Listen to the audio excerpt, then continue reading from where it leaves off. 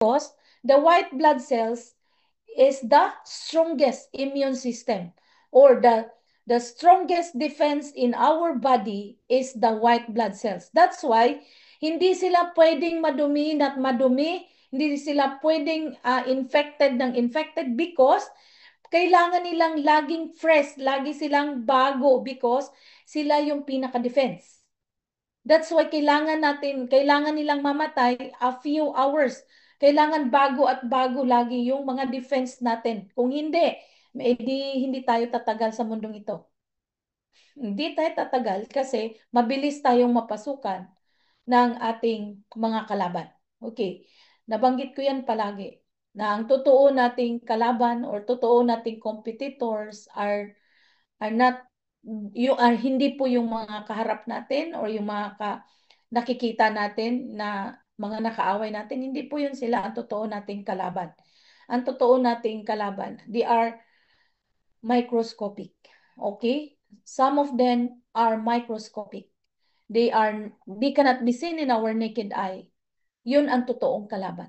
At yung kalaban na yan ay kaya tayong patayin. Yan yung mga kalaban na napaka-unfair, no? Sometimes, pumupunta sila sa pagkain natin.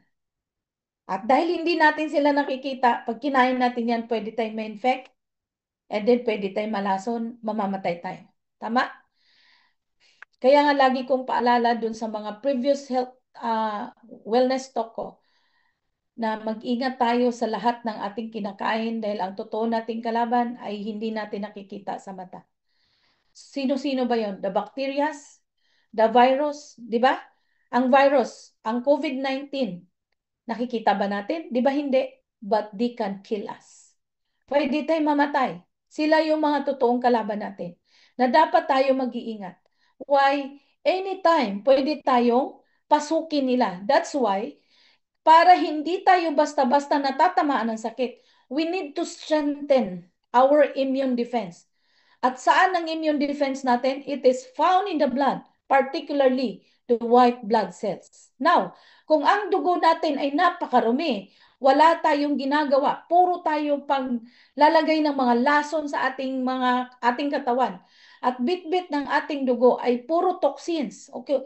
So yung dugo natin punong-puno ng impurities. What will happen to our defense? 'Di ba? Ano ang mangyayari doon sa defense natin? Mahina. Dahil yung ating dugo, pag punong-puno ng toxins, sila po ay lumalapot. That's why lumalapot yung ating dugo. Remember the components of blood. Last time, yun yung topic ko. Merong components of blood, di ba? Pag kinuha yung dugo, merong plasma, merong red blood cells na may bit-bit ng hemoglobin. The white blood cells, the pinaka-strong defense, ating immune response or immune defense, and then the platelet. Okay? So these are the components of blood. And yung ating immune system, pinakamalakas is the white blood cells. Now, kung ang dugo natin napakarami, okay? Sometimes nagfi-fail na rin. Okay, nagfi-fail na rin yung ating bone marrow para gumawa ng panibagong dugo. So what will happen to the whole system of our body? Magiging sakitin. Why?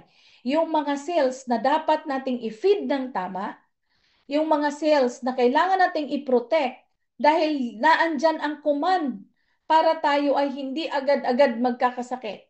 Pero anong ginawa natin? Mas inisip natin yung mga gusto natin kaysa i-protect natin yung cells. 'Di ba? Ulitin ko.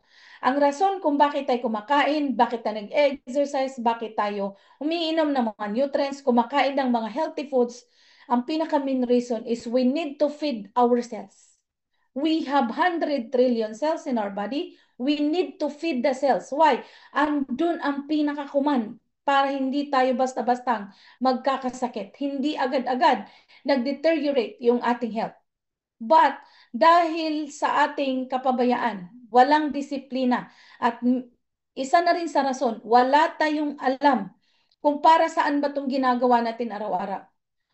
Instead na magkaroon tayo ng healthy eating habits, ang ginagawa natin, puro mga poison yung mga kinakain natin. punong-puno ng lason, punong-puno ng processed food, punong-puno ng chemicals, no? So, lahat yan, bit-bit natin dugo. Yan ang isusupply ng dugo natin. O, Isel, ito na yung bit-bit kong pagkain, papunta na ako sa'yo. Pagdating sa cell, ano ba itong pinifit mo sa akin? Pati ako manghihina. That's why, darating ang time. Okay. Ito yung dito tayo, characteristic ng unhealthy cells.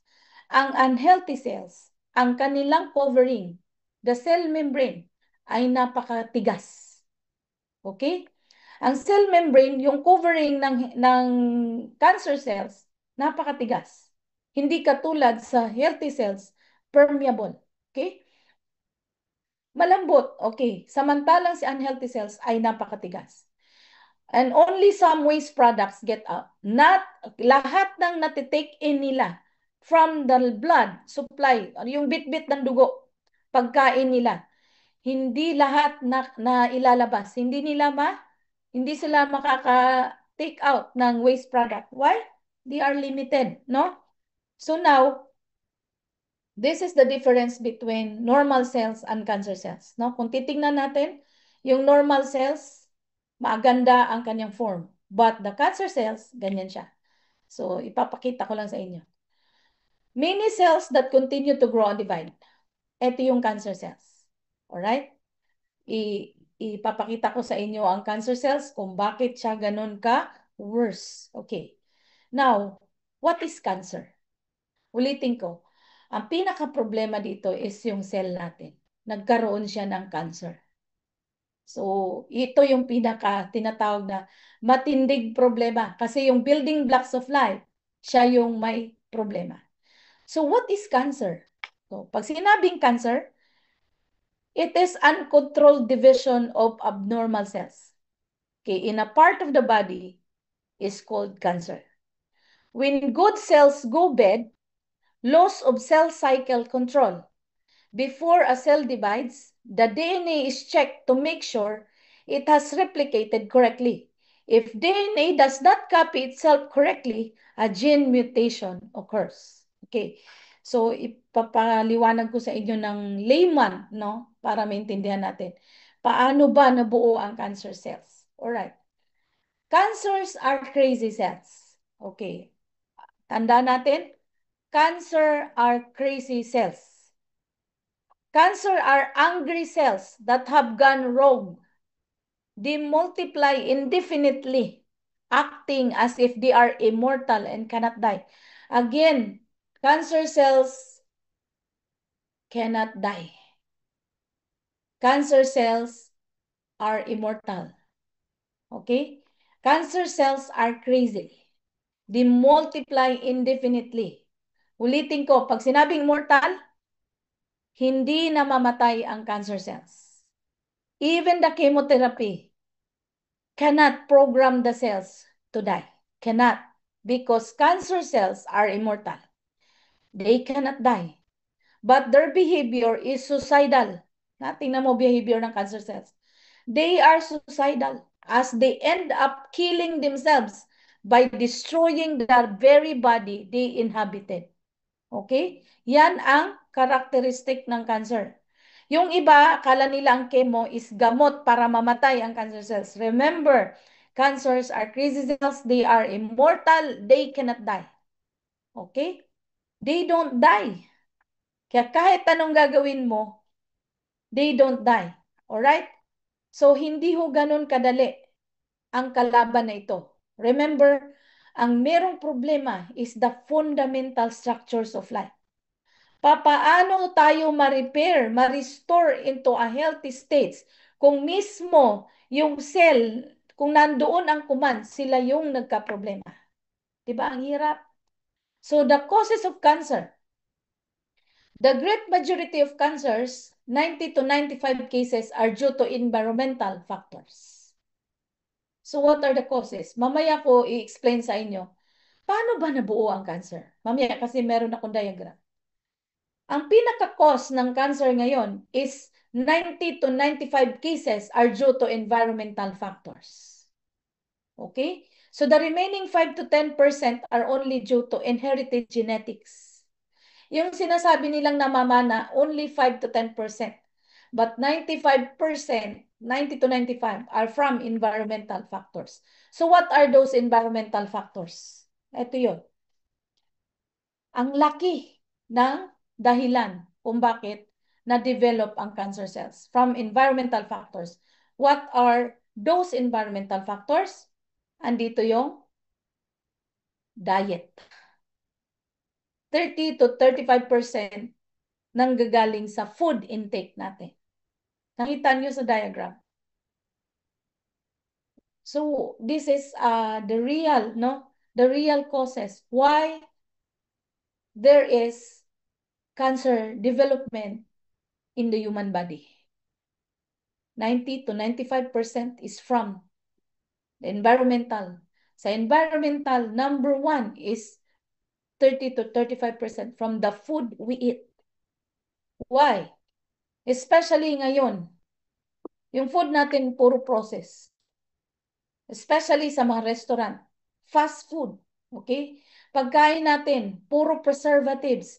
Puro merong nitrites. Especially yung mga sa dilata, mga processed foods. Lahat ng natatagpuan natin halos sa supermarket. It is very dangerous. Paulit-ulit kong sinabi na pag bumili po tayo ng pagkain, pakibasa po yung kung anong merong component sa likod. Kasi tinuro ko yun last time sa mga wellness talk ko. Ano yung mga harmful component na nakalagay doon sa pagkain? Nilalagay po yun. Okay? Sasabihin nila, bakit nakapasa yan? Okay, nakapasa yan sa FDA. Lagi sinasabi, konting percentage lang naman. Oo nga, konting percentage. But, how many times ka kumakain yan? Sa edad mo ba, isang beses ka lang kumain yan? Or baka naman yan na ang ginagawa mo para ma-feed mo yung yung gusto mo dahil masarap. Diet natin punong-puno ng sugar, punong-puno ng mga harmful components, okay? Ano pa?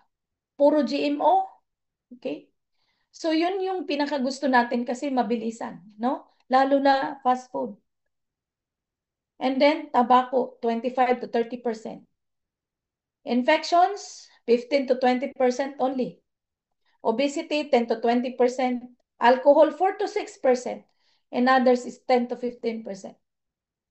So be careful because the number one cause in developing cancer cells is from the diet. Okay? From the food we eat. That's why be careful. Hindi po nakakapagtaka sa generation ngayon. Ang babata pa may cancers na. Noong unang panahon, bihira ka makarinig ng cancer. Isipin natin ha, yung pinaka-command center ng ating katawan, nandun yung blueprint ng Diyos sa buhay natin, yun yung may sakit. So, what will we expect? Mabilis kang mapagaling? No, hindi ho ganun kadali. Kapag meron ka nito, dapat early detection. Okay, neoplasm pa lang, mutation pa lang, dapat man-detect na siya. If not, napakahirap po itong i-manage. Okay? But we have so many ways. Gaya ng sinabi ko last time. Mas mahirap ang heart attack kaysa cancer cells. Okay? Mas mahirap ang heart attack kaysa cancer cells. Why? Ang cancer, pwede mo pang i-manage. Up to you. Kung gusto mo ng mabilisan or gusto mo ng mapatagal ka. It's up to you. Kailangan po ng matinding discipline. Now, ang heart attack, wala pong disconnection notice. Mas nakakatakot. That's why heart attack is the leading cause of death in the whole world. Hindi ang cancer. Because cancer can be managed, but it needs discipline. Okay? So, early detection is better. Why? May magagawa pa tayo. Hindi yung late na, saka ka palang gumagawa, napakahirap po. Remember, cancer cells are immortal. Immortal. They don't die. They are crazy. They multiply indefinitely kung kailan nila gusto because they are not being programmed anymore. Okay? So remember, the good cells, the healthy cells are programmed when to die. Like for example, the blood cells, 120 days, mamamatay na siya. The skin cells, every 28 days, namamatay na siya. So they're being programmed to regenerate again para mag-form ng panibago. But the cancer cells, they are not being programmed because they are crazy. They are immortal. And they are suicidal. They end up killing themselves. That's why gusto nilang patayin sarili nila, papatayin ka rin. Okay? So ito yung difference between the normal cell and the cancer cell. Cancer cells lose control over growth and multiplication. Do not self-destruct when they become worn out or damaged. Si normal cell, nagsi-self-destruct. Kasi alam nila hanggang saan lang sila. Crowd out healthy cells. Ito yung cancer cells. Even the healthy cells, ika-crowd out nila. No? Ganon sila ka-crazy. The cell cycle and cancer. Okay, ito na yon. Paano ba nag-develop ang cancer cells?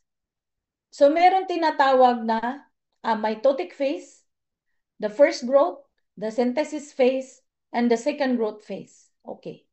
The first growth and normal metabolic growth. Yung G1, G2, M at saka S. Okay. Ito yung meron tayong tinatawag na mitotic division. Okay. Yung ating normal cells ay nagdi-divide into two. Okay? Networker. Okay. The cell cycle at the cancer. Mamaya na to. Okay. Ito yung cell cycle and the cancer. Okay, yung cell natin, meron tinatawag na nakaprogram nga, the growth and normal metabolic growth. The first growth phase. Okay.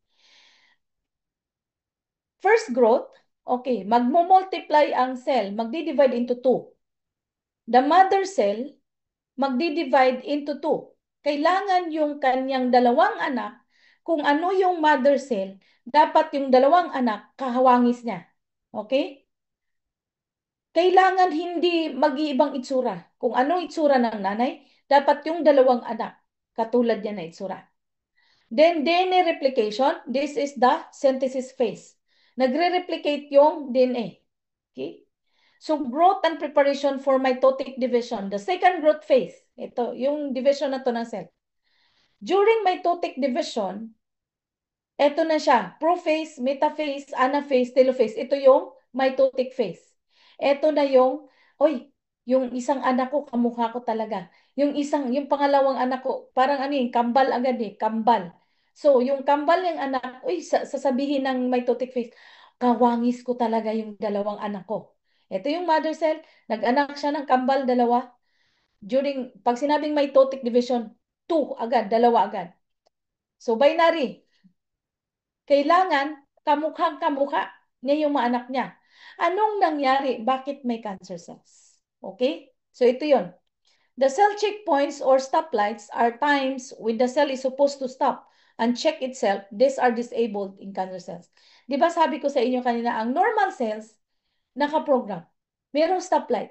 Sasabihin na, oops, tama na. Tulad ng epidermal cells, yung sa skin natin, epidermal cells.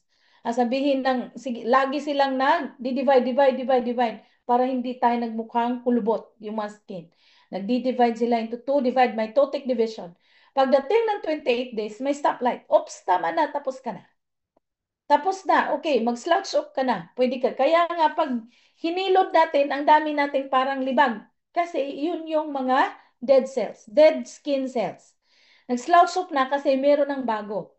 But the cancer cells, wala pong signal or walang stoplight. Walang nag-i-stop because they are not being programmed. Naging crazy na sila. Mitosis makes two new cells from the single old cell. Ito yung sinabi ko sa'yo. Magdi-divide yung mother cell. Dalawa agad. Ito yung growing phase, DNA replicating phase, and then growing phase. Hanggang sa mag-multiply into two. Two lagi. Pero ito yung normal cell. But the cancer cells, ito yon. How the cancer cells start. During mitotic division, kunyari ito. During mitotic division, dito sa growing phase, Dito sa growing phase, makikita ng nanay yung mother cell, kunyari ito yung mother cell, makikita sa cycle, anong nangyari? Ba't yung isang anak ko hindi na nagiging kawangis ko? Ba't nag-iba yung kanyang shape? Dapat perfect. Kamukha niya yung dalawa niyang anak. Napapansin ng mother cell, bakit during growing phase, napapansin, bakit nag-iba na yung itsura? Okay? Kapag nag-iba na yung itsura, dapat in this phase, makikita na kaagad. The good thing about the machine, okay, our machine, the good thing about our machine, during the itong phase na to, growing phase, yung mutation, yung genes, mutation, nag-mutate na. During mutation or neoplasm, i-start pa lang ng abnormal growth, nakikita na ng machine natin. Okay? Nakikita na may neoplasm. That's why every time na meron ako ni-scan na may neoplasm, lagi ko wina-warning, please, kailangan mong gawin to, bawal to, ganito, ganyan, ganyan. Kailangan mong gawin to. Why? Nag-i-start na yung growth ng pag-develop ng cancer cells. Alright. So ito yon. From the normal cells, yung isa nagiging abnormal. Okay? Hindi na kawangis nung pinaka-mother cell. Hindi na kawangis. Ito yung mother cell.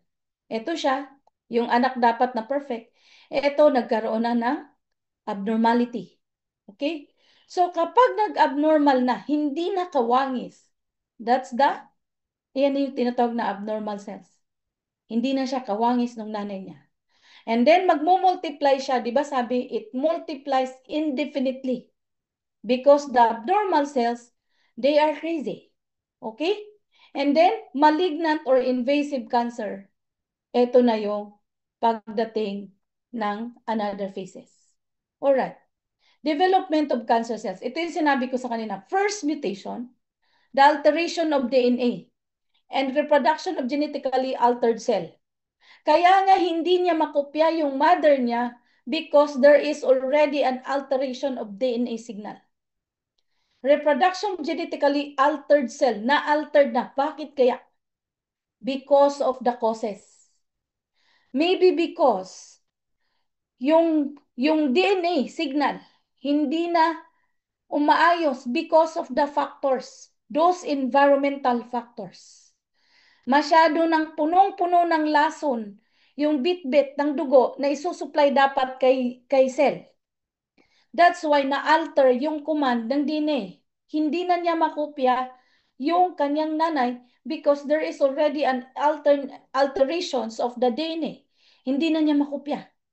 The second mutation, further mutation may have different appearance and more prone to division. See? Hindi na niya makopya because there is already an alterations of DNA. Yung mother cell at yung anak, hindi na sila magkapareho. There is already an alteration. Until second mutation, further mutation. Nag-iiba na itsura, dumadami na, mabilis, okay, different appearance, hindi na po yung malleable yung kanyang cell membrane, ibang itsura na. The third mutation, further mutation, speeds up the growth of the tumor. Tuloy-tuloy sila, di ba? Mabilis. Mabilis ang kanilang multiply. That's why magtataka ka, bakit may bukol? Okay? So, dahil nga mabilis silang mag-multiply, kaya may makakapakang bukol.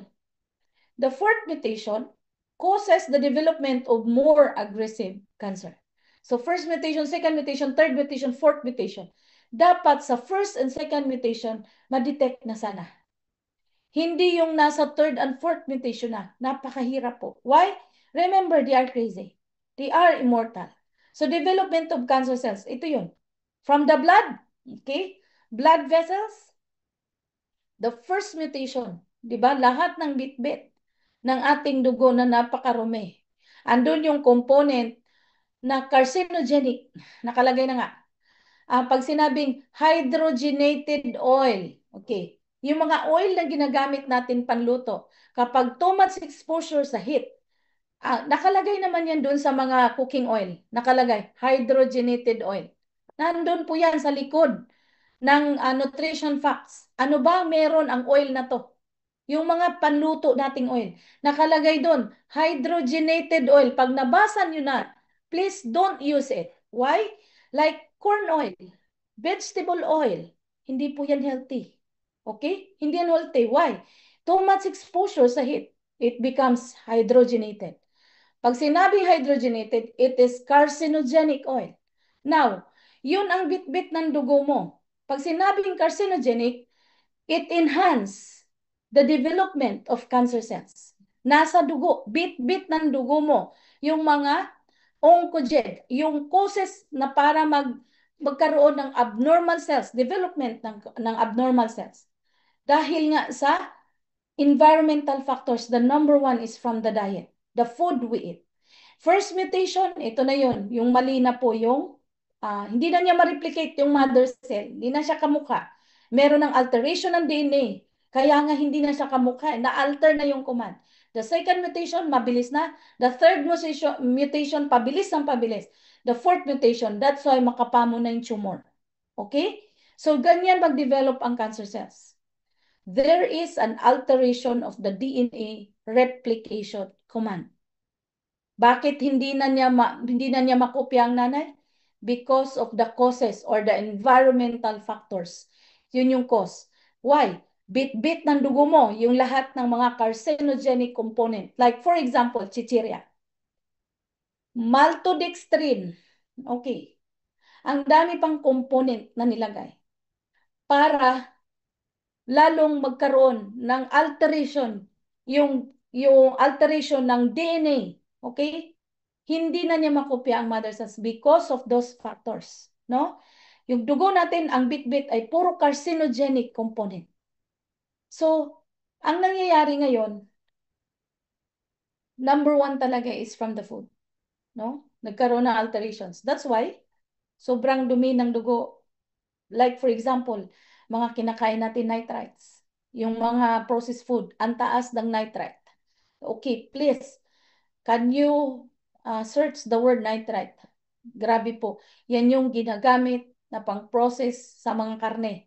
Ginagamit para i-process sa mga canned goods. Okay? Favorite natin yun.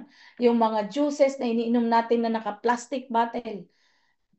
Hindi po talaga yun healthy. Okay? So, ang dami pong carcinogenic na component para magkaroon ng alterations during mitotic divisions ng ating healthy cells dapat. Hindi na niya magagawa.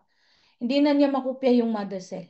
There is a first mutation, damage na po yung command. So ito yon. How the cancer cells grow. Cancer cells produce every 2 to 2 weeks. 2 to 6 weeks. Ito yung pinaka first mutation. 2 to 6 weeks, ito yung dapat. Okay? First mutation, magmumultiply, mitotic division. Pagdating 2 to 6 weeks, yan na siya. 2 to 6 weeks, dumadami. 2 to 6 weeks, ganun siya kabilis. They multiplied indefinitely. Wala na nga po kasing command. Wala po silang, hindi sila nakaprogram. Now, the size of cancer cells. 1 million cancer cells, head of a pin. Alam niyo yung pin na nilalagay pag nagtatahi, yung may kulay-kulay? Head ng pin na yon.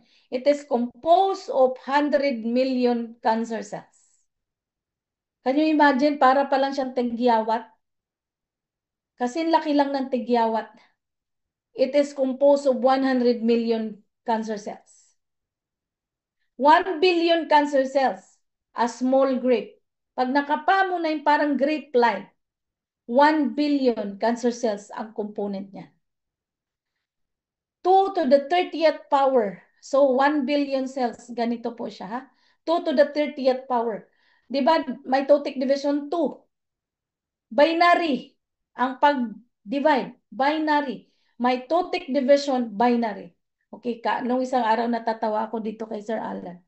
Ko, Sir, alam mo bang ginawa tayo, even ourselves, networker na, binary? Mitotic division. The cell, mother cells divide into 2. That's why tayo ay ginawang, nilikha po tayo bilang networker. Okay? Why? The first pinakagusto ng Diyos sa atin is to become a networker.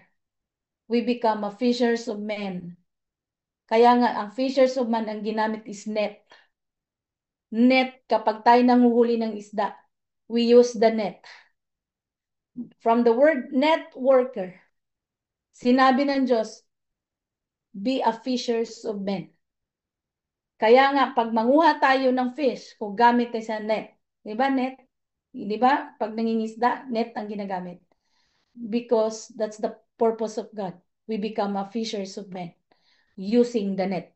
Kaya nga, networkers. Okay? So, ito na yung normal cell divide and the cancer cell divisions. Ito yung sinabi ko kanina. Ito yung mother cell. Dapat mag-multiply siya, mag-divide siya into 2, kawangis niya.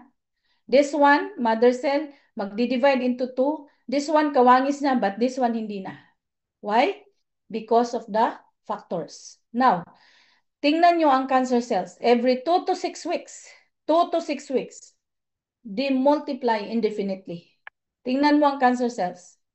We are born to be a networker. Our cells divide into 2. May 2-tick division. So, ikakahiya mo ba na networker ka? No. Because our cell divide into 2. We are all networkers. To be a networkers, a fishers of men. Okay? So, ang gusto ng Diyos, we become a fishers of men because we need to know that there is a real God. But hindi natin ginagawa yun ng tama. Okay? Cell pa lang natin, networker na. Alright? So ito yung cancer cells. Sabi ko nga, kung itong cancer cells, katulad tayo ng cancer cells, sa business na ito, mabilis tayong lumaganap. Okay? And then minsan, i-apply ko dito yung ating business. Okay. Sometimes, we encounter those cancer cells na tao, okay, wag natin silang pangahinayangan pag na-encounter natin yung mga cancer cells na tao because they will multiply indefinitely. Okay? Ganyan sila. Pero kailangan nating i-guide ng mabuti para tayo ay mapabilis. So, ito yung pag-develop ng cancer cells. So, ang gusto kong i-highlight sa inyo tonight is what is the characteristics between the cancer cells and the normal cells. Ang cancer cells, sabi ko nga kanina, it can be managed. Up to us kung pwede natin i-shorten or up to us kung pwede natin i-prolong. Okay, depende. But kailangan nating alamin, ano ba ang characteristic ng cancer cells? So alam na natin that cancer cells are crazy cells. Cancer cells are immortal. Cancer cells, they do not die. Cancer cells are suicidal. Cancer cells divide indefinitely, multiply indefinitely. Yan yung kanilang characteristic. Now, the normal cell, ito yun. Ang shape ng cancer cells is irregular, di ba? Matigas ang kanilang cell membrane. Larger and darker. Ang growth nila out of control. Ang maturation nila is immature. They doesn't mature. Communication doesn't communicate. Kaya nga baliw nga Crazy. Visibility, invisible to immune cells. Remember, they are invisible to immune cells. That's why, pagdating ng ang cancer cells patient, ang pasyente na may present cancer cells, sobrang taas ng leukocyte. Okay? Leukocyte is part of the white blood cells wherein sila po yung particular na mag-attack ng cancer cells. Magtataka ka sa mga cancer patients, ang taas ng leukocytes. Why? Kaya sila nagkumpul-kumpul, tulong-tulong, kaya nga sobrang taas ng leukocytes because they are looking, hinahanap nila yung mga cancer cells. But remember the characteristic of cancer cells, they are invisible to immune cells. Ganon sila katindi magtago sa immune system. Kaya kung mapapansin mo sa machine, even the result sa laboratory, ang taas ng leukocytes, it is an indications that there is bad cells sa katawan ng tao. Tandaan niyo ha, pag sobrang taas ng leukocytes. So, because cancer cells are invisible, nagtatago sila. Kaya ang nahihirapan yung immune cells. That's why kumpul-kumpul, sama-sama sila, may tawag dito, sama-sama, merong basta magsama-sama para i-attack. Kaya pagkuha ng dugo mo, ang taas ng leukocytes. Ang blood supply, tumor angiogenesis. Okay. Yung blood supply, ang pinaka-isa sa source kung bakit mabilis ang pag-develop ng tumor. Why? Blood supply, ano ba ang pH ng blood para ang cancer cells mabuhay? Kailangan acidic. Kaya nga blood supply, tumor angiogenesis. Doon lalong mag-develop, mabilis ang pag-develop ng tumor, lalong-lalo na kapag ang dugo mo ay acidic. Ang normal pH ng blood is 6.35 to 7.45. 6.35 to 7.45 is the normal pH of the blood. Below 6.35, your blood pH is acidic. Wherein nagsusurvive ang cancer cells. Yan yung environment ng cancer cells, yung acid ng iyong blood. Tuwang-tuwa, yan yung dyan magsusurvive ang cancer cells. Kapag ang dugo mo, pH ng dugo mo is above 7.45, alkaline. Okay? So, kailan ba nagiging acidic ang ating blood? Okay, why? Nagiging acidic ang ating blood, of course, number one, because of toxicity, because of the food intake, because of the personal hygiene na punong-puno ng chemical. Of course, stress. Okay, stress is the number one contributor kung bakit nagkaroon ng below pH or acid pH yung ating blood. At marami pang mga substances that can cause acidity of the pH ng blood natin. So tandaan nyo ha, kapag ang ating dugo ay acidic, doon mabilis ang tumor lumaki. Now, ang cancer cells doesn't like or require oxygen. They don't like oxygen. They don't like oxygen. Tandaan nyo yan. Doesn't like oxygen. Kapag ang dugo mo healthy, kapag ang dugo mo ay above pH, alkaline, ang cancer cells, ayaw na ayaw niyan, mahihirapan siyang mag-survive. Why? Ang kanyang environment is acidic. Okay? Pero what will happen? Ano nangyari kapag ikaw ay nasa ganong sitwasyon? Once you undergo chemo, once you undergo radiation, once kung ano-anong pinag-iinom mong mga gamot that can cause acidity of your blood. Nagiging acidic ang blood mo. So, because of the harmful component of the drugs, because of the harmful component doon sa mga binibigay sa'yo. So, what will happen? Instead na manghihina ang cancer cells, pinapalakas palalo. May nakita ba kayong nagkikemo na nag-100? Remember ha, wala pong matatawag na zero cancer cells. Okay? Wala. Na ano mo lang siya, na natitame down mo lang siya. Pero wala pong matatawag na zero. Okay? So, ito yung pinaniniwala ng iba na sabi, ay may zero na. Be careful. Cancer cells, they don't die. Natitame lang sila because your normal cells at yung defense mo lumakas. Kailangan dapat sa panahon na mayroon kang ganong sitwasyon, nasa ganong sitwasyon ka, dapat yung normal cell ang palakasin mo. Why? Pwede nilang i-overcrowd ang cancer cells and they will program the cancer cells to apoptosis. Alam nyo ano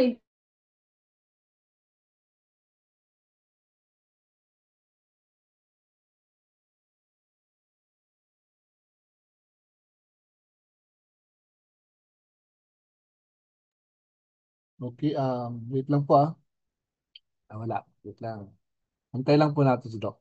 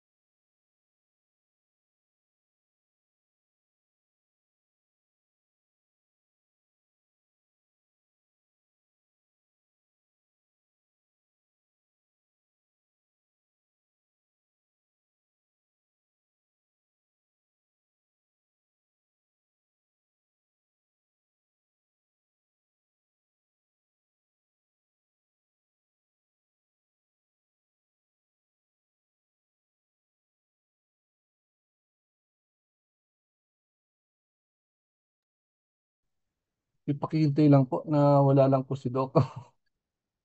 Na disconnect lang po siya.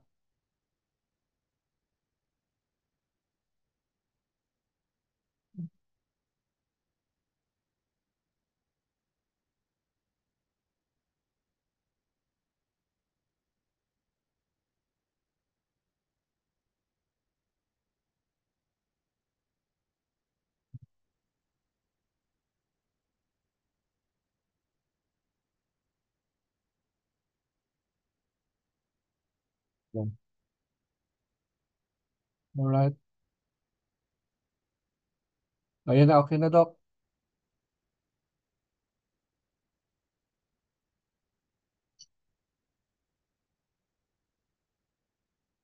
And Doc, walang sound, Doc. Nasaan na po ba ako? Ayan, okay. Sorry, nawala yung net ko. Alright.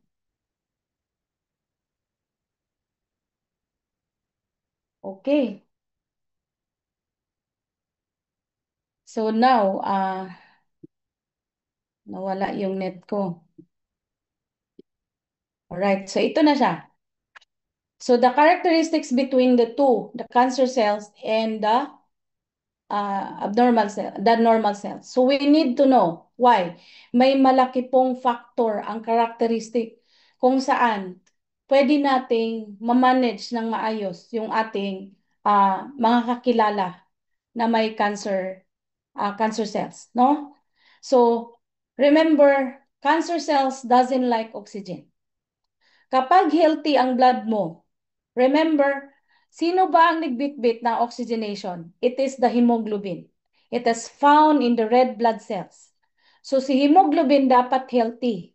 Why? Kasi kung healthy siya, ayaw na ayaw ng oxygen ang cancer cells. Ayaw niya. Then ang pagkain ng cancer cells loves glucose. So ano ba yung mga source ng glucose? Of course, yung mga ano yung glucose? From the carbohydrates. Okay. Yung mga artificial sugars, yung mga cakes, yung lahat ng mga pagkain na source ng glucose. Yun yung pagkain ng cancer cells. So kapag kain ng ganun, di lalo mo silang pinapalakas. Okay? So kung ano yung characteristic ng cancer cells, dapat tanggalin natin totally para hindi siya magiging crazy. Okay? Hayaan natin na they are being programmed to apoptosis. Hayaan natin that one day they will program to suicide. Wala silang pagkain. Walang glucose. You're not feeding them. Binigyan mo ng puro ang dumadaloy sa iyong katawan is oxygenated blood. Ayaw na ayaw nila yon. Okay? Ang energy efficiency is very low. See? Very low ang energy ng cancer cells. Tandaan nyo ha, napaka-low ang energy nila. Amount of ATP. Okay? 2 units of ATP. Ito yun ay chemical component yan, no? Cell environment is acidic. So kapag palaging marumi ang dugo mo, acidic ang pH ng blood mo, dahil napakalapot, ang daming glucose, ang less oxygenated, so pinapasurvive mo yung cancer cells. Okay, nutrients preference. Ang gustong-gusto talaga nila is glucose. Now, marami po ako na-encounter na cancer patients, no? Pinagbabawalan ng ganito. Ang ginagawa nila, okay? Ang ginagawa nila, lalo nilang finifeed.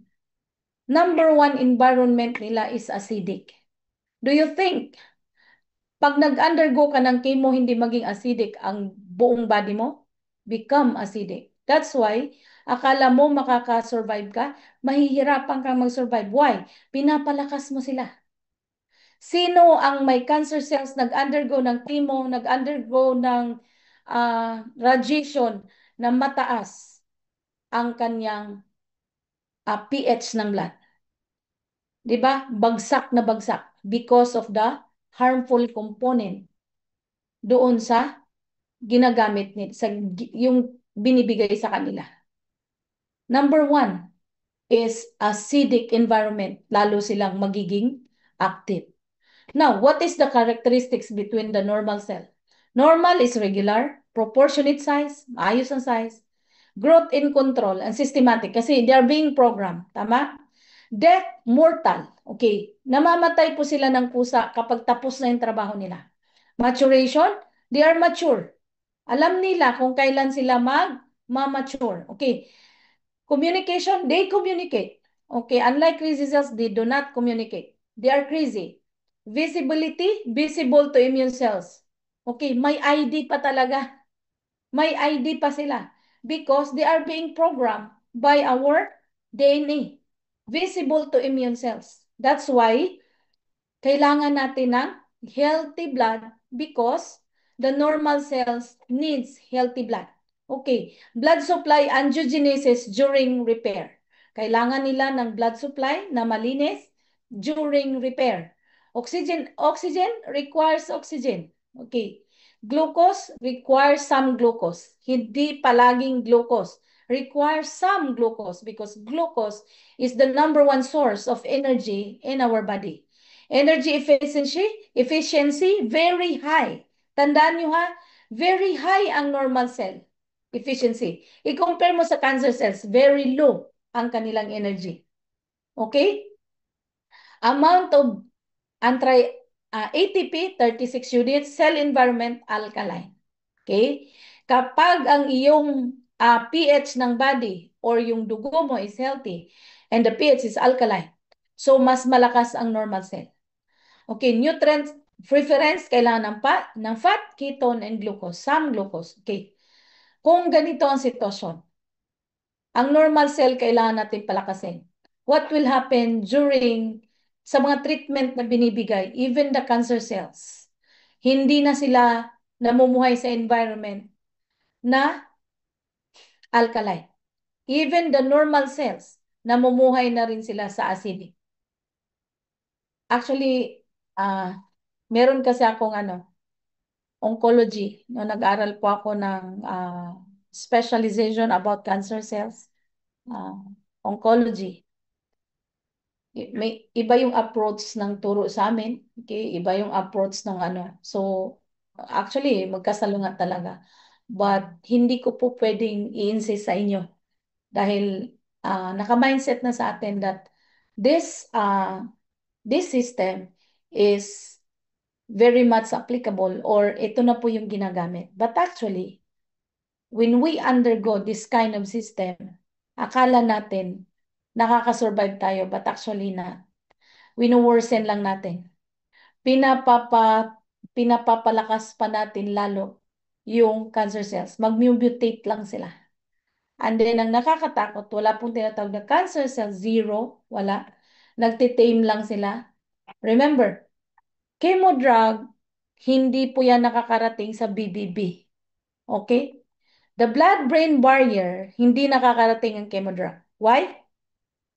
It is not recognized by our blood-brain barrier. Yung brain natin, before makarating yung mga nutrients, yung mga component, tinuro ko po yan last time, hindi ho yan basta-basta napapasukan yung ating brain ng kung ano-anong mga iniinom natin. Why? Pwede kang makomatos. Okay? Pwedeng magkaroon ng abnormalities kung nakakarating yan. Remember, lahat ng nakakarating saan nakaka-cross ng blood-brain barrier natin, yun ang mabilis ang effect sa ating katawan. For example, yung alcohol is recognized by our blood-brain barrier, covering protection ng ating brain against the blood. Yan yung blood and the brain barrier. Kasi yung blood natin, kung ano nung bitbit. Okay, inom ka na inom ng alcohol. Magtataka ka maya't maya nang hihina na yung katawan mo. Why? Mabilis ang effect. Nakaka-cross siya sa ating blood-brain barrier. That's why yung command, na-hit mo yung command, nag-release ka agad ng hormones, relaxation. That's why manlalambot ka, tawa ka ng tawa, merong serotonin, okay? Tingnan mo yung mga umiinom, tawa ng tawa, sumasayaw, nagiging happy. Because na-hit yung blood-brain barrier, nakaka-cross. Okay, ano pa nakaka-cross? The alcohol, the drugs, okay, yung drug, okay, kaya nga maraming nababaliw. Okay, ano pa? The phenylalanine. Phenylalanine is the component of our red pine that can able to cross the blood-brain barrier. Ano pa? The terpene is very much recognized. They can able to cross to and fro of the blood-brain barrier without any security. Wala. To and fro. Diretso sa ating brain. That's why magtataka ka, bakit ang bilis ng effect ng ating red pine? Because it is recognized by our blood-brain barrier. Now, dito sa chemo drug cannot able to cross the blood-brain barrier. Why? It can damage the brain. Because it is very harmful. Pag yan nakaka-cross sa brain, pwedeng makumatos ang isang tao. That's why the cancer cells, doon lang siya magtatago sa blood-brain barrier. Okay? Lalo na kapag nakapag-metastasize na yan. Okay. Natitame down mo siya. Sinong hindi matitame down na cancer cells doon sa napakatapang na gamot na ipapasok sa'yo? Matitame daw siya, manghihina siya, but it doesn't kill the cancers. Remember that. Cancers are immortal. They don't die. Okay? Nanghihina lang sila. But, nanghihina sila kasi yung naging dominant sa buong dugo mo, sa buong katawan mo is crowded by the chemicals from the drugs. Now, nanghihina pati normal cells mo, wala nang magpo-fight. Kaya yung mga cancer patients, talagang hinang-hina yan pagkatapos ng kanilang session. Alright? So kapag gano'n ang nangyari, manghihina ang cancer cells, manghihina rin buong katawan mo, but the cancer cells, nandun lang siya sa blood-brain barrier. Okay? Doon lang siya. Why? Hindi siya matatamaan ng chemo. Nandun pa ang mga active sa blood-brain barrier. Hindi kasi makakakross. Okay? Now, akala natin nagzi-zero na. Pagdating ng time, nagiging pabaya ka na naman ulit, stress ka, hindi na sana hindi na masyadong active dahil puro na nga lahat ng buong katawan mo ang dominant na nga is yung gamot na yon, yung chemical na yon. That's why pati sila nanghihina, nagiging weak. Pero hindi sila namamatay. Pagdating ng time na nagiging hindi mo inayos yung lifestyle mo, ang ginawa mo, finid mo ng finid yung cancer cells, bababa yan yung cancer cells from the blood-brain barrier, bababa, maghahanap ulit ng acidic environment wherein doon na naman tutubo ng tumor. Okay? Hindi po matatawag na zero. Nandun lang sila sa BBB, the blood-brain barrier. Bakit? Hindi yun natatamaan ng chemodrug. Tandaan niyo po yan. Nandun lang sila nagtatago. So they are still active. Hindi sila natatamaan ng chemo, ng strong chemical component from the chemodrug. That's why, bababa yan pagdating ng time na nagiging pabaya ka. Now, kaya magtataka ka, yung recurrence, yun ang pinaka nakakatakot.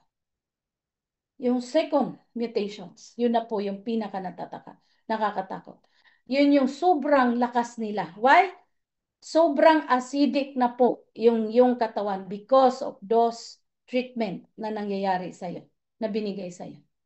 So, during the treatment, always remember the characteristic of the cancer cells and the normal cells. Ayaw mong lalakas ang cancer cells? So, tanggalan mo siya supplyan mo siya ng oxygen. Paano masusuplayan? Even our blood. Instead na oxygenated blood, punong-puno ng chemicals. So, that's why ang hirap po, no? Sa ginawang management. Is gaya ng sinabi ko, our treatment, the teachings na na-receive namin from oncology, no, sa amin, is different from the treatment na nare-receive ng mga cancer patients, no.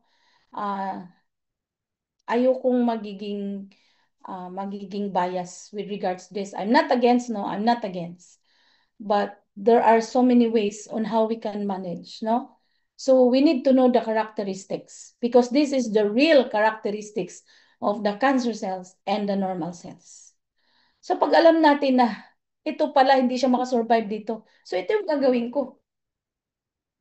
Biruin mo, it is a long journey. It is a long fight. Okay. But the best thing is early detection is better than cure. Okay? Early detection talaga. Kailangan na. Hindi yung kailan stage 3 na, stage 4 na. Kahit sinong doktor, kahit sinong magaling na hospital. Remember, even the good cells are overcrowded with the crazy cells.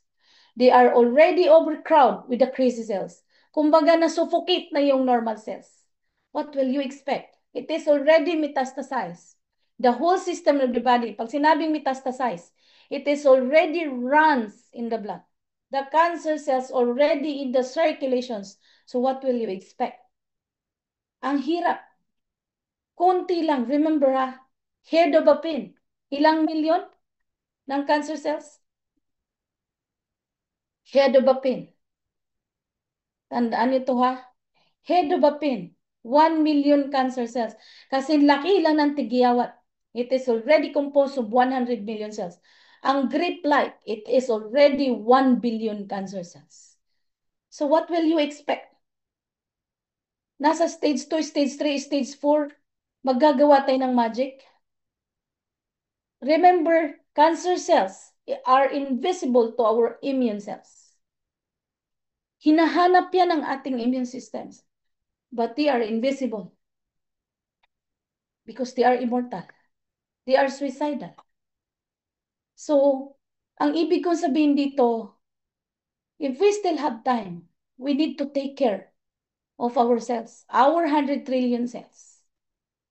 That's why prevention and health promotion is better than cure. What we are doing now, kailangan nating to promote, to prevent diseases, and to promote health and prevention of disease. Ang tao, ang lagi hinahanap yung mga chronic na. Hanapin natin yun kasi may chronic na. Please, huwag tayong mag-ala magician. This is cancer, no? Cancer is cancer. They are immortal. Alam nyo ba? The only one who can fight these cancers are the one who really program. Kung sino man yung nag-program ng ating DNA, siya lang yung may capacity to fight the cancer cells. Beyond sa ating capacity, hindi kaya. Okay? Meron tayong magagawa as management and to prolong, but to does magic, imposible. The only one who can perform magic is the one na nag-program ng ating DNA. At sino yun? Yung gumawa sa atin. Siya lang yung may kakayanan niya. So, the battle or the journey sa cancers You need somebody. Kung sino yung nag-program or nagbigay ng blueprint na nandyan sa ating blueprint, na ating nucleus, sa ating DNA. Siya lang yung makakagawa nun. He does miracles. Pero yung mag-ala magician tayo sa mga cancer cells, cancer patients, stage 2, stage 3, stage 4, we are limited. Okay? We are limited. Ang ating kalaban ay napakahirap. They are immortal, pero may magagawa po tayo. So, yung ginagawa natin, sana makita natin na ang dugo ay may pinakamalaking factor kung saan may iwasan natin to. Huwag mong pabitbitin yung dugo ng puro mga chemical na nakakasira during DNA mutation, DNA replications, cell replication. Huwag nating hayaan na ang ating dugo ay nagbibitbit ng mga chemical na ikakasira sa program ng ating DNA, no? Huwag nating lasunin at lasunin yung ating katawan na to. Why? Pagdating ng time, yung reward, wala naman pong ibang recipient ng reward sa lahat ng ating ginawa, kundi tayo lang. And then sometimes, sabi ko nga, I think the Lord is, sometimes He is allowing us to undergo this kind of diseases. Why? Hindi tayo nag-iingat. Hindi natin to tinetreasure. Okay? Yung physical natin, hindi natin tinetreasure. Sometimes, ginagawa natin siya, not only sometimes, ginagawa natin tong basurahan lagi. Ginagawa natin siyang kawawa sa lahat ng panahon. Totoo naman yun. Nilalaso natin to. Alam naman natin yung mga bagay na nakakasira. But, kinukontinue pa rin natin. And then, pagdating ng time na sisingilin tayo, doon na tayo maghahagila. Na kung tutusin, kayang-kaya mag-restore, kayang-kaya mag-repair, yun yung nakaprogram sa atin, nasa DNA natin, nasa cells natin. Can you imagine?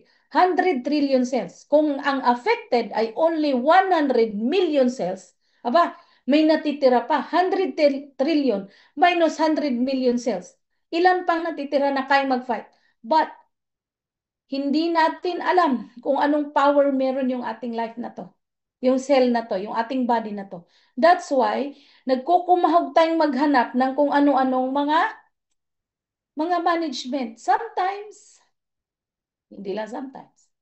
Most of the time, instead na makarecover tayo, mas lalo tayong nahihirapan, mas lalo tayong napapagastos, at mas lalo tayong nadidepress, nai-stress dahil sa mga mali na mga tinuturo sa ating management. Okay? Laws of normal, the normal cell versus the cancer cell. Laws of normal growth control. Ito yun, yung mga normal cell divisions.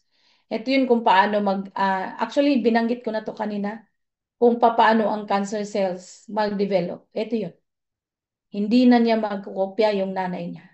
And then kapag nagkaroon na ng cancer cells, tingnan mo, mabilis ang pag-replicate. Uncontrolled growth. Kaya may makakapa ka ng tumor. Okay. Now, this one, okay, ito na yung cancer, acidic NPS. Okay? So, hindi ko na ano. So, kapag may tumor na, okay, may tumor na, dahil mabilis ang pag-replicate nila. Tumor is abnormal mass of tissue resulting from uncontrolled division. And that is cancer. Tumor has two types. Malignant and benign tumor. Pag sinabing malignant, cancerous. Pag benign, non-cancerous. Okay. Pag malignant tumor, okay, tandaan nyo ito nga, pag malignant, invade or spread to the other parts of the body. Okay, mabilis. High rate of division is spread by forming metastasis. Kumakalat, nasa blood circulation na. Cells travel through circulations. Kapag nasa circulation na, nasa spine na, nasa lungs na, mahirap po talaga. Malignant, very difficult to treat. Okay? Pag malignant, it is very difficult to treat. Sabi ko nga sa inyo, the only one who can does miracles is the one who program our DNA. Okay? Siya lang yung makakagawa nun. But tayo, pag sinabing malignant, wag tayong magbigay ng false hopes doon sa mga pasyente niyo. Okay? We can help them, but we cannot guarantee. The best thing we can do is to clean up the blood. Why? Because kapag clean ang blood, the environment of our body or the pH of our blood become alkaline, then the cancer cells cannot survive. Remember, cancer cells, they don't need oxygen. Cancer cells, they don't need alkaline. They cannot survive. Okay? So, ayaw nila yung ganong environment. So, panatilihin nating malinis yung ating dugo. Why? Kailangan natin na magiging alkaline yung ating body, maging alkaline yung pH nating dugo para yung cancer cells hindi lalong magiging wild. Magiging wild sila kapag ang pH ng blood natin is acidic. So, the benign tumor, pag benign, tandaan nyo ha, ang malignant tumor, pag hinawakan mo, very hard. Sobrang tigas. Ito yung titingnan nyo. Kung tutusin, hindi mo na kailangan mo nang magpa-biopsy. Okay? Titingnan mo, kapag ang tumor sobrang tigas, i-move mo, hindi mamumove. Okay? It means malignant. And then, yung malignant, sometimes the characteristic is not painful. Kaya nga, pababayaan mo lang eh. Sa umpisa, ang malignant, hindi painful. Okay? Ay, wala ito. May bukol pero walang painful. Hindi naman painful. Okay lang to, hindi painful. Sa umpisa. Pero kapag nasa stage 3, stage 4 na, yung pain is very excruciating. Tandaan nyo yan ha. Kapag early, very hard, walang pain. Kaya nga, parang okay-okay lang. But on the late stage, the pain is very much excruciating. Sobrang pain na hanggang tagos sa buto. That's the malignant. On the late stage, stage 3, stage 4, very excruciating pain. But on the first stage, very hard, immovable, and no pain. Kaya nga pinapabayaan lang. The benign tumor, may tumor. You moving. Okay. And then pag binog mo, painful. It is benign. And soft. Soft siya ha, soft. Movable and painful sa umpisa. Yun ang pagkakaiba ng benign and malignant. Parehong nag-umpisa, si benign, masakit, malambot, and then movable. Si malignant, walang pain, very hard, immovable. So yun yung difference between the two on the early stage. But on the late stage, si malignant, excruciating pain. Late stage na po yun. Do not spread to other parts of the body. So pag sinabing benign, tumor, malakas ang normal cells mo, okay? During cell divisions, naagapan kaagad. Inayos mo ang environment ng body mo, oxygenated blood, pH mo is alkaline, finifeed mo ng tamang kung saan hindi makakasurvive ang cancer cells. That's why they are being programmed to apoptosis. Okay? Pag sinabing apoptosis, pinoprogram sila, okay, para mag-suicide. Okay? They are programmed to apoptosis, nagsusuicide. That's why it becomes benign. Okay? Slow rate division, cell cycles close resemble and may functions like normal cells. Do not break out or originating organ. Easily to remove by surgery. Hindi po yan lumalaki ng lumalaki at hindi yan kumakalat. That's the benign tumor. They are being overcrowded by the normal cells at nag-iingat ka. That's why it turns to benign. Okay? So, pag cancer metastasis, ibig sabihin, nasa blood circulations na siya. Mahirap pag nasa blood na. Okay? Lalong-lalo na if nasa lungs. Remember, kapag nasa lungs, na overcrowd ng cancer cells ang lungs, nandun ang exchange ng oxygen and carbon dioxide. Affected lahat. So, mahirapan po talaga. Alright.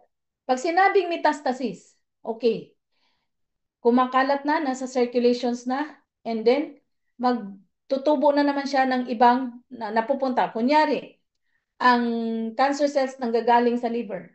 Tapos biglang nagkaroon sa lungs. Biglang nagkaroon sa stomach. Hindi mo pwedeng, uy, may cancer cells na siya sa lungs. May lung cancer siya. Uy, may stomach cancer siya. Uy, may colon cancer siya. No. Kung ano yung pinanggagalingan, yun pa rin ang cause.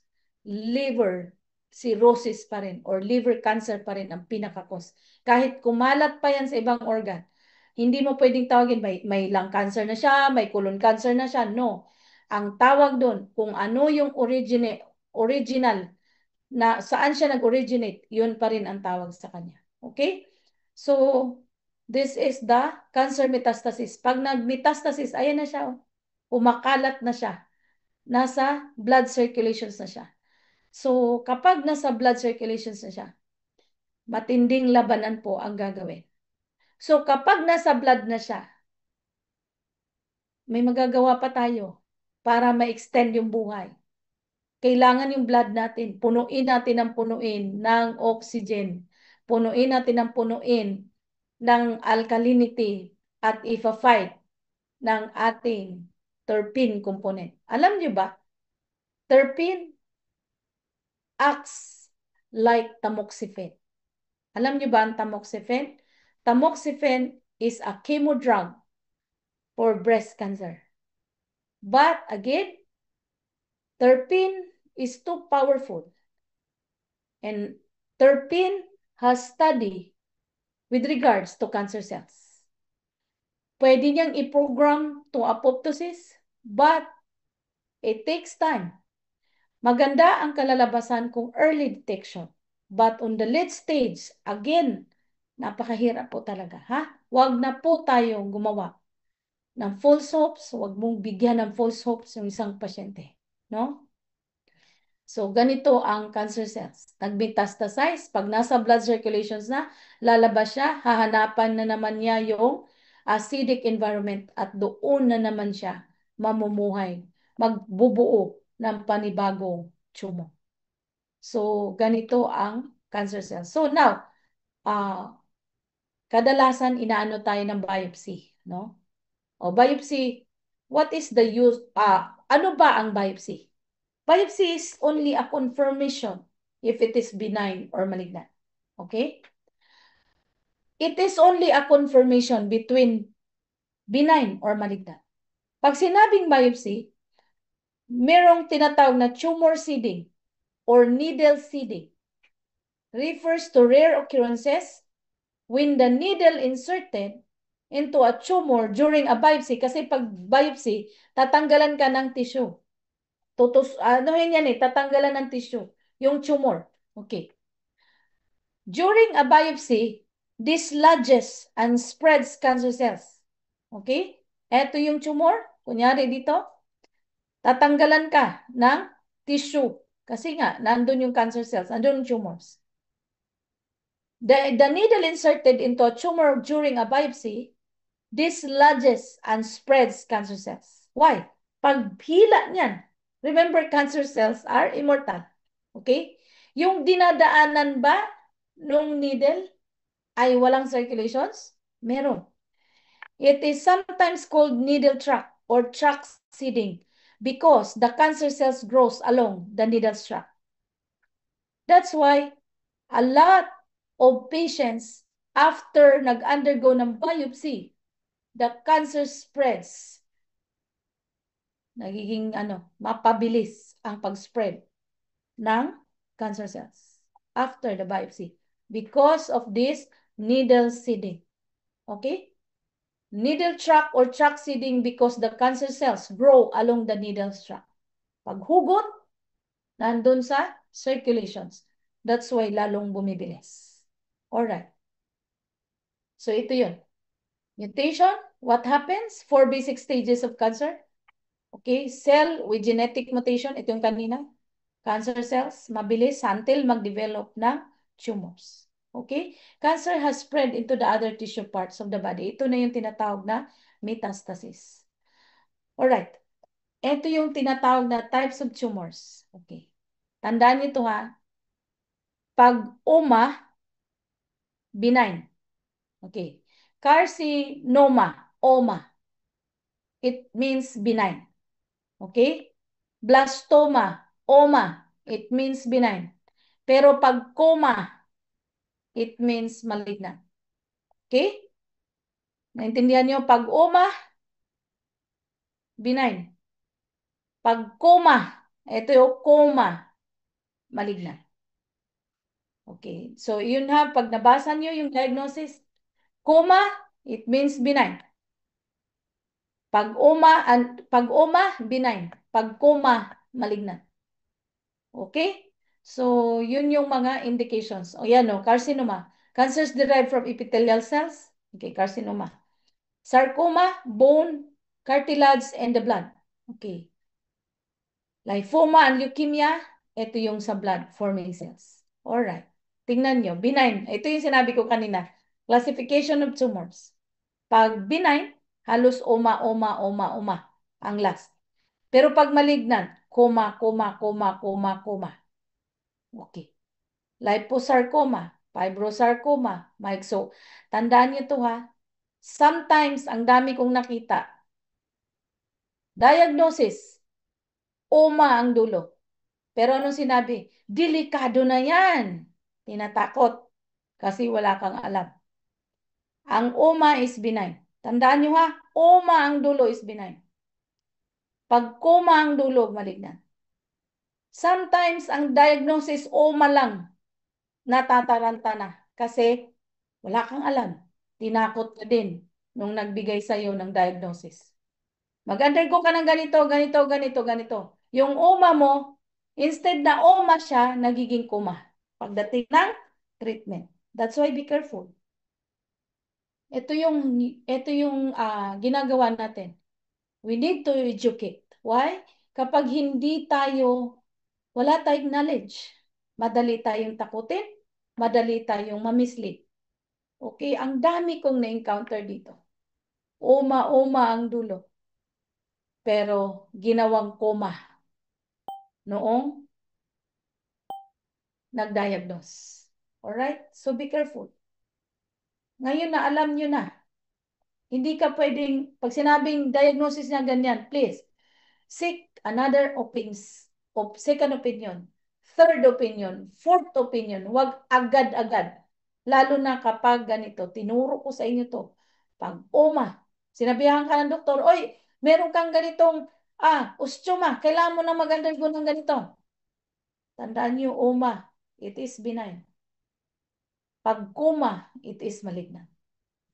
No choice. Pag coma, malignant na. So you need to seek another opinion. Okay? And then, you manage. Alam mo ang characteristic ng ng normal cells. Alam mo ang characteristic ng cancer cells. Hindi mo pwedeng i-rely yung management doon sa doktor na kilala mo. Because the best doctor is our body. They can help. Doctors are only teachers. Doctors can help. Okay. But, wala po silang karapatan para i-insist sa atin. Okay? We have the right. The patient's right. You have the right to refuse. Okay? You have all the rights. Okay? You listen to your body because your body is too powerful than your doctor. Your body is made from a powerful creator. But sometimes, we did not acknowledge dahil hindi natin kilala. Okay? That's why nagiging worse tuloy. Instead na hindi, nagiging worse due to the lack of knowledge. Tinatakot tayo lagi. So, ito na yung mundo natin. Panahon ngayon, puno ng takot. We are programmed para matakot.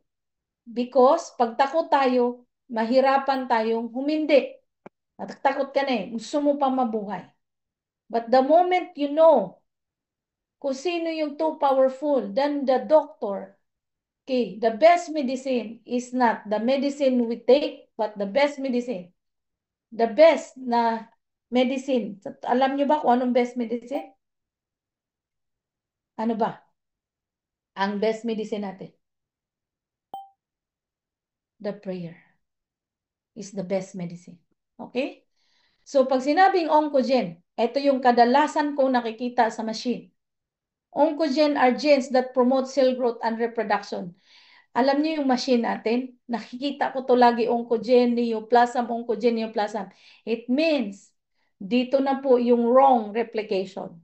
So dito pa lang, sinasabihan ko na agad pasyente, please do something. Okay?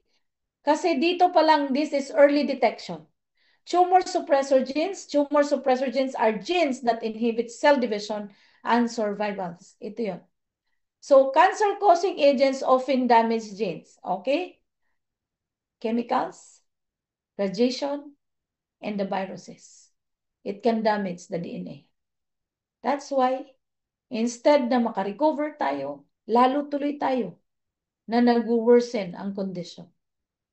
We are being programmed. You undergo this treatment, eto yung magpapahaba ng buhay. No. Paano mahaba ang buhay? The DNA has been damaged. Andun po yung program. Hindi na makareplicate, hindi na makarestore, hindi na makapag-regenerate. Bakit? Ang nilason sa napakatapang na gamot. Alright? Signs and symptoms. When cancer begins, it invariably produces no symptoms. Yan yung sinasabi ko. There is no symptoms, especially malignant.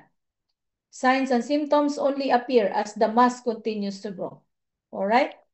So these are the signs and symptoms. Cancer, 7 warning signals. So these are all the warning signals. If you notice these 7 warning signals, please do something. Okay? So hindi pwedeng pabayaan. Hindi pwedeng pabayaan. Ang ating kalaban is really difficult to treat. Okay? So if we still have time, pwede namang hindi mag-develop to eh. Pwede naman. Linisin yung dugo mo. Gawin mong alkaline, yung pH ng blood mo. Huwag mong lasunin. Huwag mong gawing garbage. Marami pa po tayong magagawa. Okay? So, pag hindi tayo magbabago, ito yung pag hindi natin babaguhin yung ating lifestyle, the food intake, kulang sa tulog, puro stress.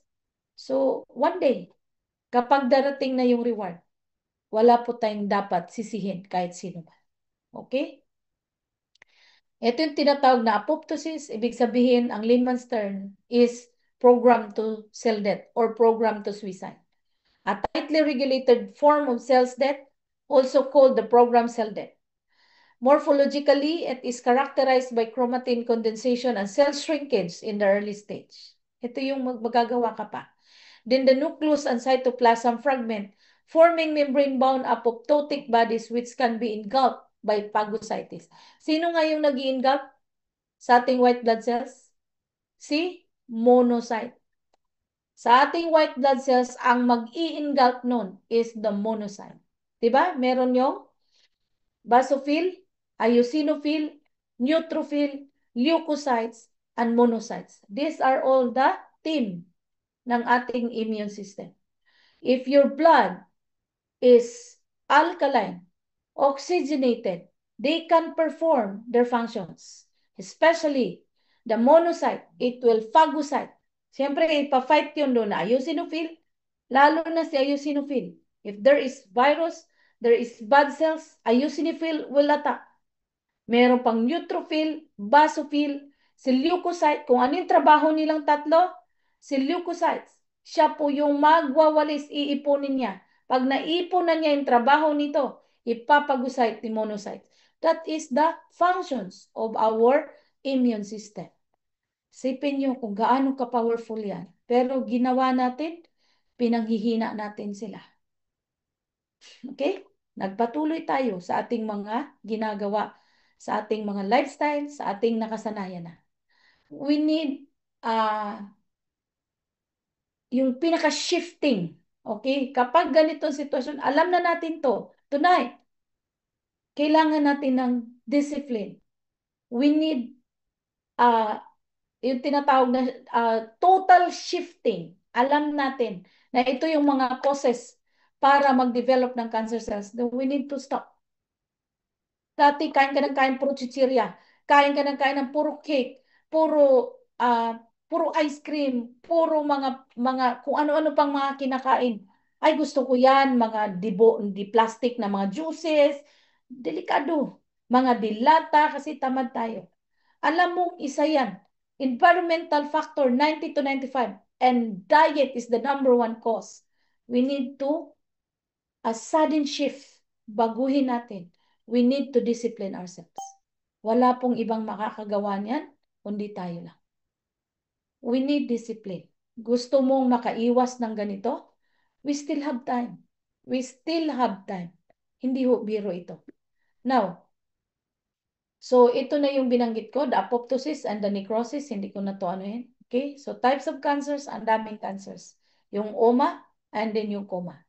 Hindi ko na to babanggitin kasi masyadong mataas. Okay, sa prostate, kailangan early detection. Lagya, early detection. Self-exam. Okay? Tinuro ko to dito yung sa prostate. Nagtatawanan kami lahat. Tinuro namin kung papaano, lalo na yung sa mga lalaki. Yung KY jelly, kung nahihiya ka sa ibang tao, edi yung asawa mo. Okay, yung KY jelly, syempre magka-gloves. And then, yung posisyon ng lalaki, kailangan nakatuwad. And then this one, okay, this one, yung finger, ipapasok mo sa anus, makakapayan. Pag nakapa mo, nag-bulging, it means there is a presence of prostate enlargement. Okay? So, ganon. So, pag may ganon na, you do something. Huwag mo nang hintayin na mag-worsen. And of course, the BSA, self-breast examination, SBE, kailangan yan ng after the menstruation, okay? Kailangan ng self-breast examination. Self-exam. Okay, kailangan natin yan gawin because early detection is better than cure. Okay, so may lung cancer. Okay, tandaan natin. Breast cancer. Okay, mahirap po talaga. Maraming uri ng cancer. Okay, so yan. Risk factor. Okay, cervical cancer, prostate cancer. Yan, screening guide. Okay, sa testicular cancer. Lahat ng uri. Colon cancer. Okay, sa colon, careful din sa colon. Ang colon, no symptoms, di ba? Pag cancer, sa una, walang symptoms yan. Kampante tayo, walang nararamdaman, especially colon. But the indication na may problem na ang colon is being constipated. Okay? Kapag hindi normal ang pagdumi mo, ang normal ang pagdumi is 2 to 3 times a day, and then darating ka na sa point na parang paputol-putol. Ang healthy colon, pag dumumi ka, mahaba mula dito hanggang dito. Hindi pa putol-putol, putol-putol, putol-putol. Pag may putol-putol, it means something wrong in your colon. And then, pag may pulip niyan, hindi yan agad nakikita yung pulip, no? Kailangan mo mag-endoscopy, colonoscopy, okay? And then, kung kailan merong symptoms ang colon, malala na kaagad. Okay, mahirap ang colon, ha? Kaya wag pabayaan yung hindi dumudumi. Ay, every other day ako, ganito na talaga ako eh. Tapos ang ginagawa natin, kukuha tayo ng mga another treatment. Okay, hindi ako nakakadumi. Ang gagawin mo, ifo-force mo. Iinom ka ng kung ano-ano para lang idudumi. But actually, it's not a good management. Lalo tayo nag-i-induce ng inflammation. Let your colon expel the waste product because trabaho nila yan mag-expel ng waste product. Hindi natin, instead na ayusin natin siya, i-treat natin yung inflammation, ang ginawa natin, lalo pa tayo nag-induce ng inflammation, fino-force natin siya na maglabas ng waste product, di lalong na-irritate, lalong nagkaroon ng inflammation. Ganun ginagawa natin. Inom na kung ano-ano para pampadumi. Actually, it's not a good management. No? I-heal mo yung inflammation para bumalik yung trabaho niya. Mali-mali yung ginagawa natin. Kumukuha tayo lagi ng substitute. Instead na i-repair natin yung mismong may functions niyan, ang ginagawa natin substitute ng substitute, that's why nag induce tayo ng too much inflammation. Instead na i-repair, lalo pa nating dinagdagan yung inflammation. That is not a good management, no? We need to uh, treat the inflammation para magtrabaho siya ulit. Hindi yung kung ano-anong ginagawa niya. Ay, hindi. Magaling yung ano ko, pampadumi. Nakakadumi ako pag ininom yun. Sige, pino-force mo yung trabaho niya. It induces inflammations. Hindi niya trabaho yun eh. Alright? So, colon cancer, rectal, okay? Yan. Kadalasan pinuputol dito. Okay? Lalagyan ka ng colostomy. Ito yung sa prostate.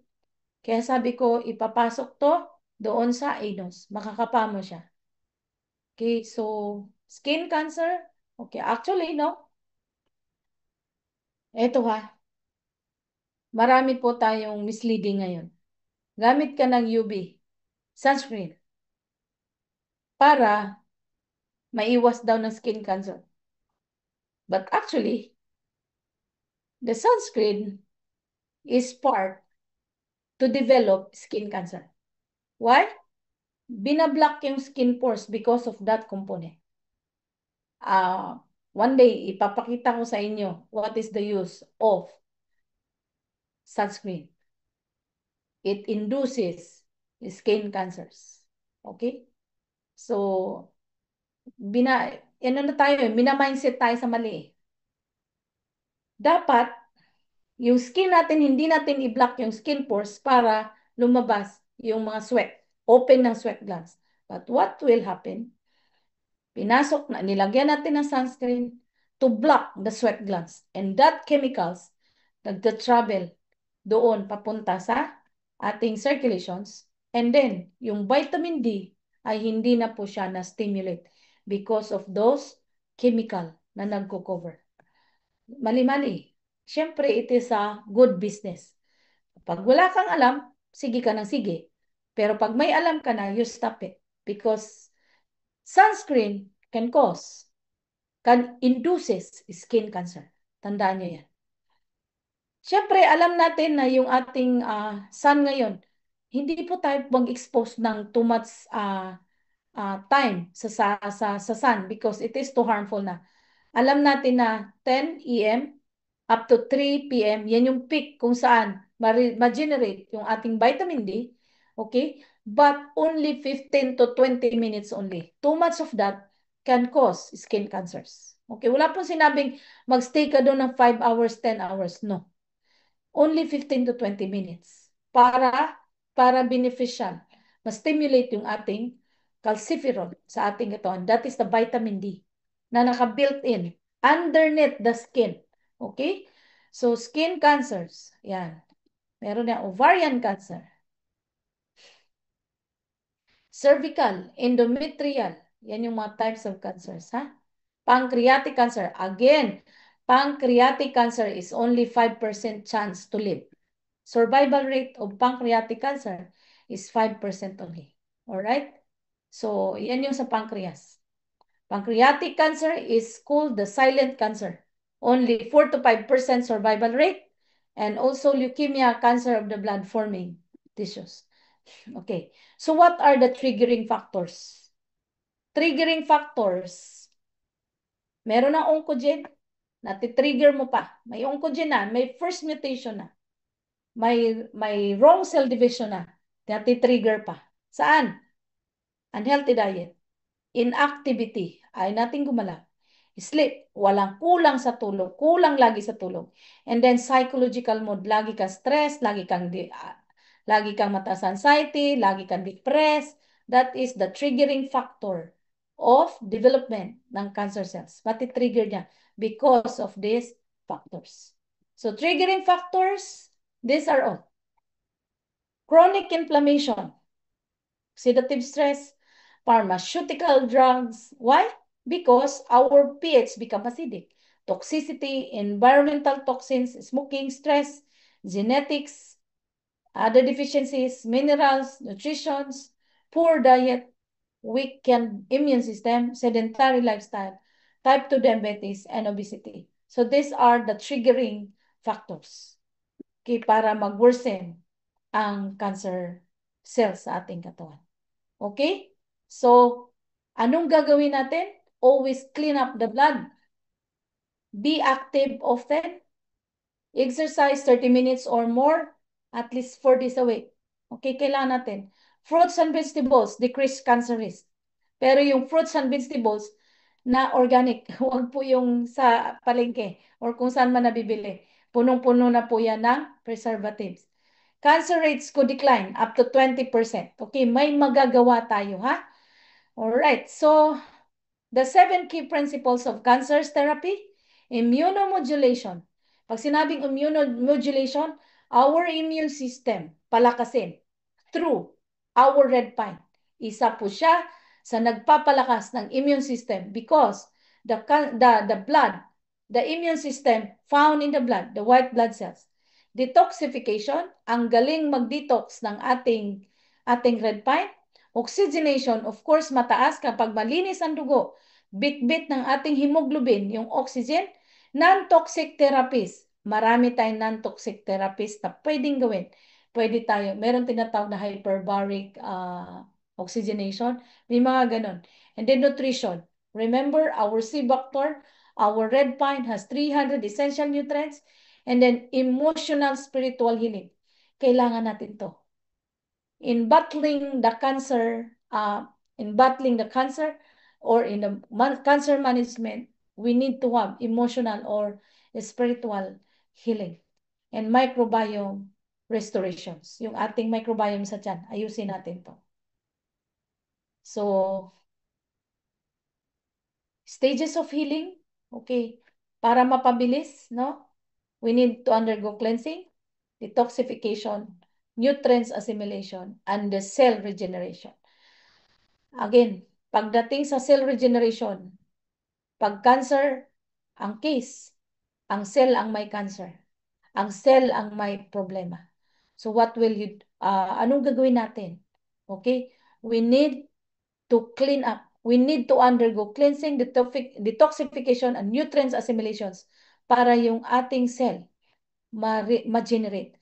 Yung mga bad cell, pwedeng i-program into apoptosis or pwedeng magsusuicide. Ito yung tinatawag na hyperbaric oxygenation. And then we need to apply the 7 doctors, the 7 best doctors. Okay?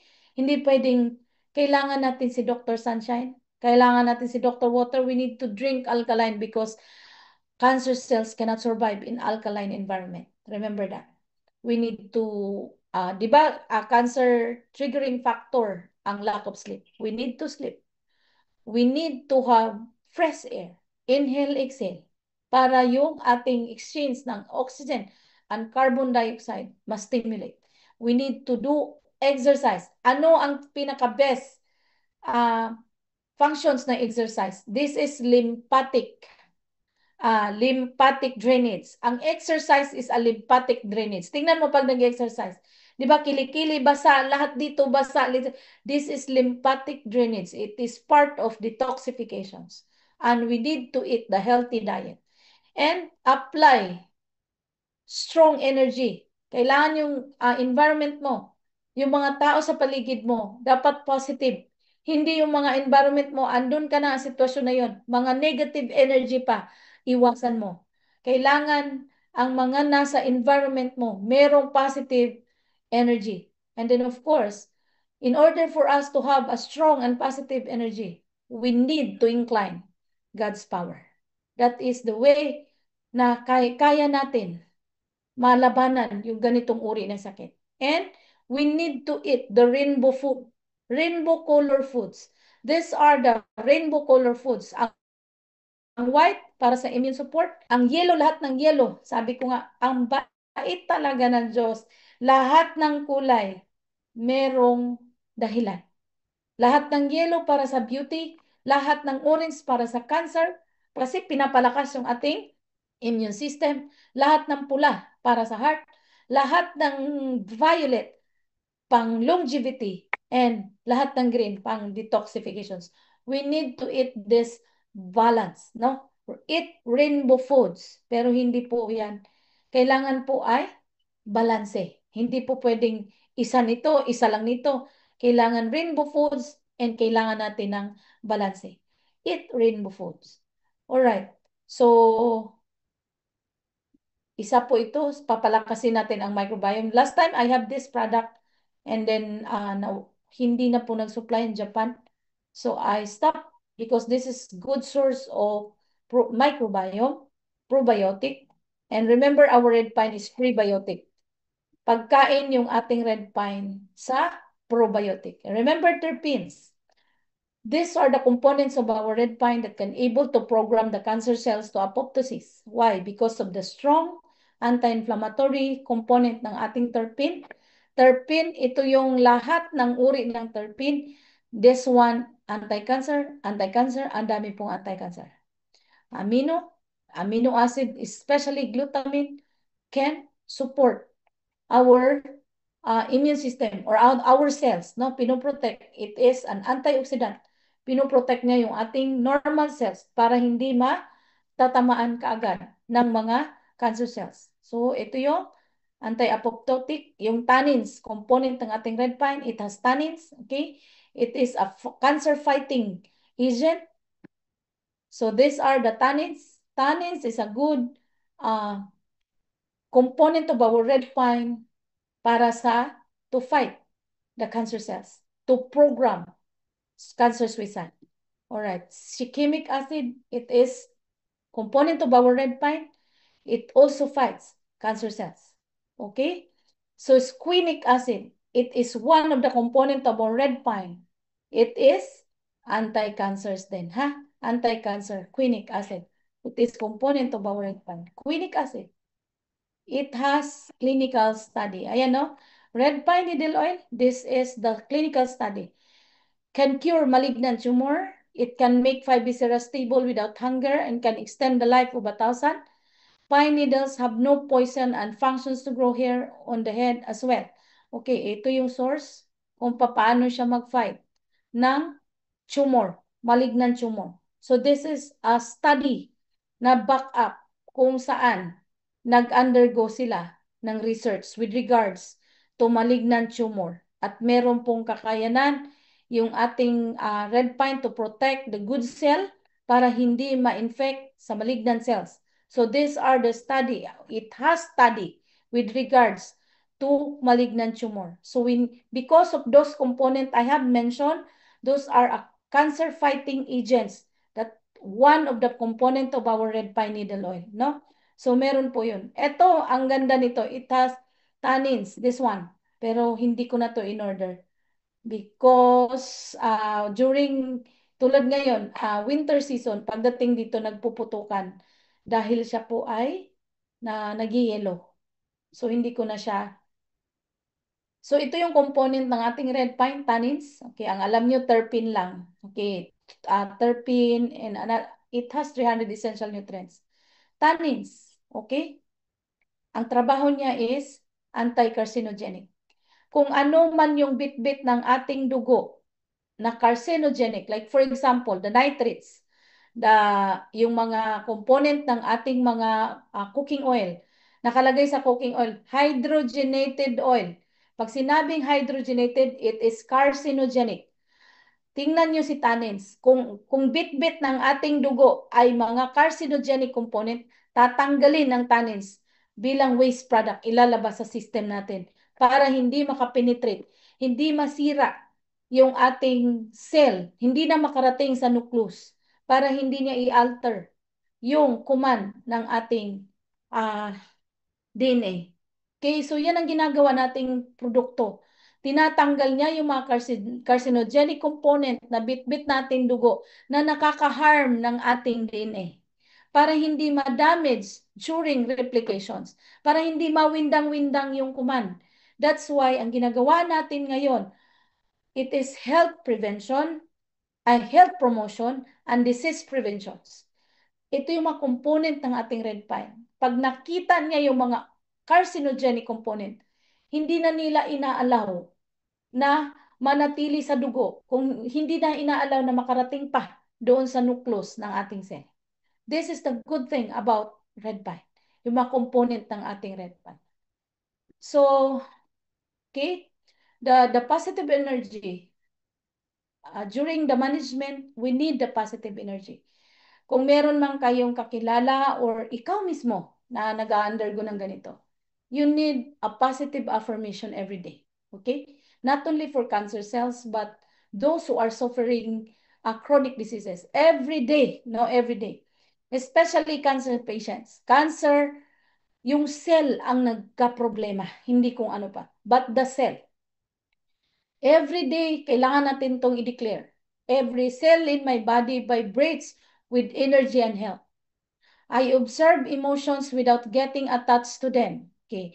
I nourish my body with healthy food. All of my body systems are functioning perfectly. My body is healing and I feel better and better every day.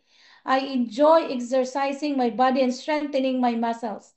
With every breath out, I release stress in my body. I send love and healing to every organ of my body. Di ba tinuro ko to sa inyo sa Love Yourself? Salamatan natin. Mula ulo hanggang paa, lahat ng parts natin. We need to send love and healing. Okay? Sa atin manggagaling. I breathe deeply, exercise regularly, and feed only good nutritious food to my body. I pay attention and listen to what my body needs for health and vitality. I sleep soundly and peacefully and awaken feeling rested and energetic. Every day sabihin natin to because every cell nagbabibrates, nagradiates. Sipin niyo yun. Remember, nature itself is the best physicians. According to Hippocrates, the doctor of medicine, no? Si Hippocrates is, siya po yung may tinatawag na Hippocratic Oath. Okay? During lahat ng mga medical gagraduate, meron po kaming tinatawag na Hippocratic Oath. Anong sinasabi doon? Do no harm. Yan yung Hippocratic Oath na dapat hindi sana mawala. Do no harm. Siya yung father of Western medicine. Pinapaalala niya, nature itself is the best physician. Have time and enjoy the nature because you will see the miracles of God. Tonight, I hope I impart na basic, no? May malalim pang aral ang cancer, but ito lang muna yung layman's. I hope may natutunan po tayo tonight. And I pray na isa to sa gagamitin natin at isi-share natin para maiwasan yung mga ganitong uri ng kondisyon.